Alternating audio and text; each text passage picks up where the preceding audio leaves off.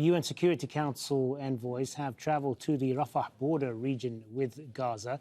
They were briefed on the humanitarian situation by the UN Agency for Palestinian Refugees before heading to the Rafah crossing. The UN says hundreds of thousands of people in Gaza are starving and aid isn't enough. The main reason I will be going to Gaza is to tell my staff that the UNRWA intention is to stay and to find a way to scale up our operation. You know that a few days ago, I have sent a letter to the President of the General Assembly, and I have warned about the risk that the UNRWA might not be able to continue to operate because of the civil order breakdown. We hear for the first time that hunger is prevailing in Gaza. More and more people haven't eaten for 1 day, 2 days, 3 days. The last time I went was 2 weeks ago when I visited the vocational training center of Khan Yunis, hosting more than 35,000 people. I could see already firsthand the level of despair, the level of dispossession. People lack absolutely everything. Well, that trip comes as the aid situation in Gaza continues to get worse. Palestinians who have not eaten for days have been looting aid distribution centers and scrambling to secure supplies for themselves and their families. Only a small number of aid trucks are crossing into Rafah from Egypt each day. Juliette Touma is the Global Communications Director for the UN Agency for Palestinian Refugees, UNRWA. She joins us now from Amman. Thanks very much for your time, Juliette. So what's been the assessment then of the team that just went through there? Well, our Commissioner General is currently on the ground. He is in Gaza. This is the third trip that he makes since the war began.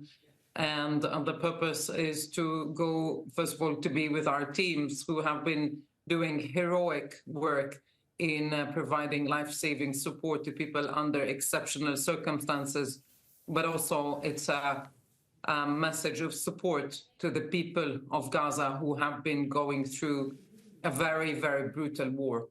And what is your colleague's assessment of the overall humanitarian situation in the Gaza Strip?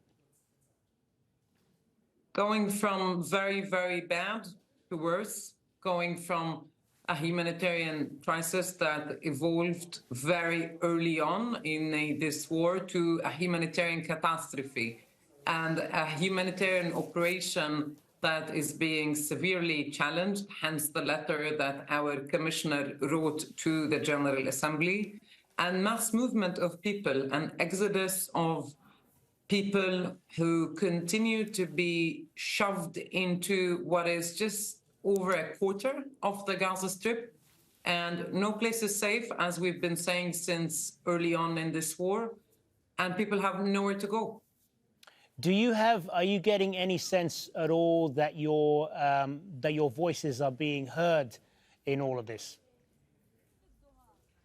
The General Assembly has called for a meeting later in the week.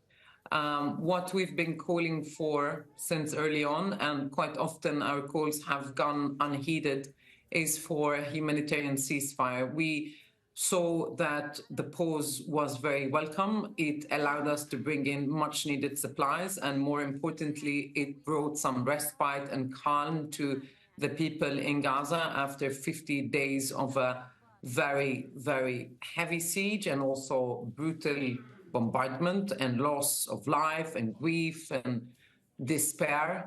And we haven't seen any light, if you wish, since then. In fact, what happened is the absolute opposite. Another evacuation order from the Israeli authorities and an intensification in the military operation and more loss of lives. What do you fear for the people of Gaza the longer this goes on? It's been mentioned that there is a very real fear. You know, we talked there about hunger and people raiding distribution centers. Is there a very real fear that more of that could happen, and that there could be more widespread hunger and starvation and even the spread of disease there? Gaza is fast becoming unlivable. It's becoming a place not for humans. Diseases are indeed spreading, including in our facilities, where, by the way, we're hosting 9 times more than what we had planned for. So 1.3 million people are now in overcrowded UNRWA shelters that are themselves unprotected. People don't have enough food, and yes, they are getting hungry. Many of them are getting very understandably frustrated. We have seen break-ins into our warehouses, and then some of our aid trucks, they've been stopped, and people literally started taking food from those trucks and eating food then and there. So it's a desperate situation, and that shows that if the war continues, Gaza is going to sink further into the abyss. We mentioned earlier that there is a flow of aid going into Gaza from Rafah, from Egypt, but it's just a trickle at the moment. It's not nearly enough. Just from a practical sense, what is it that is stopping more aid getting in through that point from Egypt? Is there more that Egypt could be doing to get more trucks in there?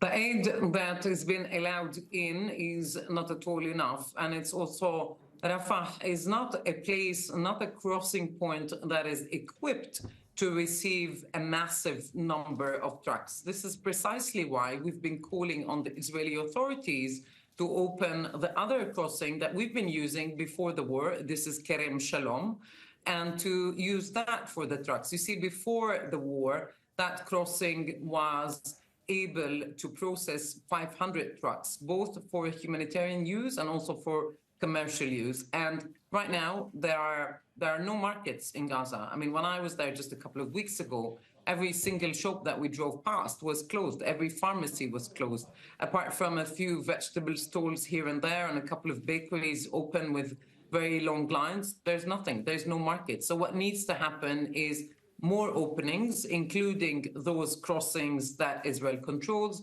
so that there's a more regular flow of humanitarian supplies and also of commercial goods. Good to talk to you, Juliette Touma. Thanks very much for being with us. Thank you.